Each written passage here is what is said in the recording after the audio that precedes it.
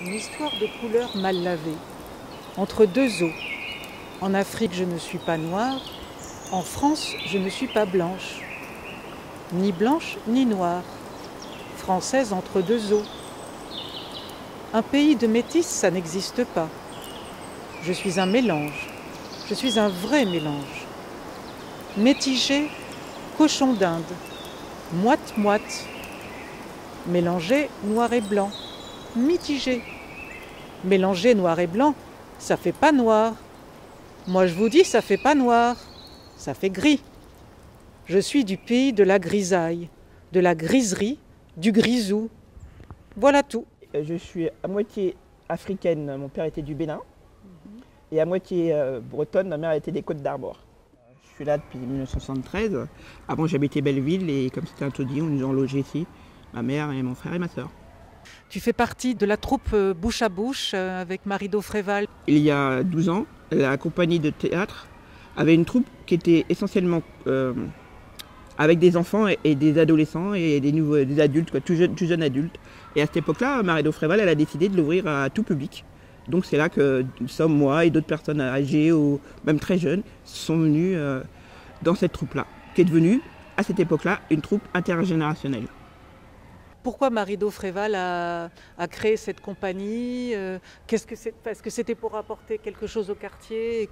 Au départ, quand on a commencé à être avec elle en 2008, ils étaient deux personnes, il y avait deux metteurs en scène. Mais la compagnie, elle avait un autre nom. Et donc on avait fait ça déjà depuis une dizaine d'années. Et après, elle a décidé que ça soit ouvert à tout le monde, et essentiellement aux gens du 14e. C'est-à-dire, on est tous du quartier ou de l'arrondissement. On est tous pas loin. On est du coin. Donc voilà. Ça crée du lien social parce que c'est des gens qui sont dans l'arrondissement où vous habitez, mais que je côtoyais jamais, que je ne voyais jamais. Donc là, on a un lien particulier maintenant qui nous unit. Il y en a avec qui on est là depuis 5-10 ans, ça crée quelque chose quand même. Quelles sont les relations justement entre les amateurs et les professionnels au sein de la compagnie? Ça se passe très bien avec eux, c'est comme si c'était des gens qui étaient amateurs, quoi. Ils ne font pas de différence. C'est pour ça qu'elle prend des gens qui sont ouverts d'esprit, je dirais. Et ils ne font pas de différence avec nous. On mange au même endroit, on mange les mêmes choses. On a les mêmes droits, il n'y a pas eux et nous, il n'y a pas de coupure. Peux-tu nous parler de cette première expérience avec Marido Fréval? Pendant ce premier spectacle, ce que j'ai trouvé intéressant, c'est que tous ensemble, on l'a créé. C'est une création. On l'a créé tout au long de l'année, d'octobre à juin. Donc c'est ça qui était intéressant. On a tous mis des idées. Moi j'aimais bien les fusils, donc j'ai dit que j'aimais bien tirer, tout ça. Donc ça a été mis dans le spectacle. Donc c'était nos propres idées qui servaient à ce spectacle-là. D'accord. Et moi, la première fois que j'ai joué, je me suis dit, je vais avoir le trac, je vais avoir peur. Et en fin de compte, pas du tout. Et ma voix portait. Donc les gens, à la fin, ils m'avaient félicité, ouais, t'as de la voix, tout ça. Et moi, je savais me placer. Alors on ne m'avait pas appris. J'avais énormément de mal à retenir ce que je devais apprendre.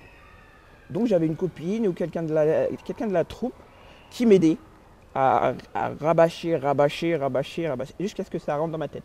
Et maintenant, ces problèmes de mémoire, j'en ai quasiment plus. Donc c'est très intéressant. Mais au début, c'est ce qui me posait plus de problèmes. C'était pas de jouer, de danser, c'était vraiment de retenir ce qu'on devait dire.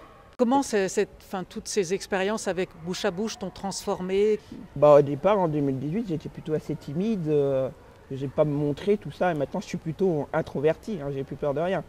Extraverti. Voilà, extraverti. On m'aime ou on m'aime pas. Ceux qui m'aiment pas, tant pis pour eux. Je dis qu'il y a encore assez de personnes qui m'aiment. D'accord. Donc voilà. J'ai des amis sincères qui m'aiment et ça me suffit. Est-ce que je peux dire qu'en fait ton physique atypique a trouvé tout son épanouissement dans cette troupe? Tout à fait. Moi, j'ai jamais eu de problème même si j'ai des problèmes de poids, j'ai pas eu de problème de timidité par rapport à ça. Moi, souvent, il y avait un spectacle il y a 2-3 ans, il fallait montrer ses fesses. Je fais, moi, je veux montrer mes fesses. Moi, je veux le faire. Et la metteur en scène, elle me fait, t'es sûr? Ah ouais, moi, je veux. Parce qu'on parlait des spectacles, c'était les fesses, vous voyez? Ah oui, d'accord. Et je fais à la fin, elle m'a dit, Marido, c'est très bien si quelqu'un retournait les fesses. Moi, je veux bien le faire. La molette, je veux courir avec les mots plein la bouche, faire l'amour dans un landau, dire que le sale est bon, courir au-delà de la colère. Jamais de soucis, jamais de cœur morose. En fait, tu oses tout dans les spectacles, c'est ça? Oui, après, tu te laisses, je me laisse aller. tu te mets pas de barrière. Non, je ne mets pas de barrière. Après, on avait fait un autre truc, ça s'est appelé Cabaret. Et donc, moi, j'avais décidé de m'effeuiller pendant le truc. Alors, je dansais, je m'effeuillais, et à la fin, je me retournais, je faisais voir mes fesses encore. Mais avec une culotte, toujours, quand même. Cette expérience a stimulé ta créativité, ton imagination, un peu ta folie d'une certaine manière. Oui, quand on joue, on n'est plus nous-mêmes, on est une autre personne. Qu'est-ce que devient justement Carmen quand elle est quelqu'un d'autre? Bah, j'aime bien, ça me sort de la cité, de la routine. On est quelqu'un reconnu, même si c'est que dans le 14e, les gens après, moi j'ai des gens d'après même dans la cité, ils me disent « Oh, on t'a vu, on t'a aperçu ». Tu es devenue une star. Voilà, donc là, ils nous voient d'une autre façon que dans la cité. On n'est pas que personne vivant dans une cité. Et ce qui me fait plaisir moi, pendant les 2 confinements, c'est que moi je suis souvent confinée toute seule parce que je suis malade ou autre. Et là je me dis, il y a toute la France qui est comme moi. Et ça me fait bien rire. Le seul truc qui gêne pendant les confinements, c'est qu'on ne peut plus voir les gens qu'on aime de près, quoi. Il faut rester chez nous, on n'a plus le droit de voir trop de gens. C'est ça qui gêne. Des gens, il y en a qui sont confinés, mais pas confinés. Moi ça va. Mes voisins ont mis du temps pour m'aider. Mais là, mon chien a une forme olympique. Pour toi, une vie accomplie, qu'est-ce que ça serait? Je vais me dire que de toute façon, je n'ai pas été replié sur moi-même. J'étais ouvert aux autres, j'ai su rendre servir aux autres, m'intéresser aux autres sans avoir de préjugés, ce qui est important. C'est pas parce qu'on est gros qu'on va se mettre des barrières. On n'a qu'une vie, il faut en profiter. Si je n'osais pas faire les choses, je passerais à côté de ma vie. Ce serait con.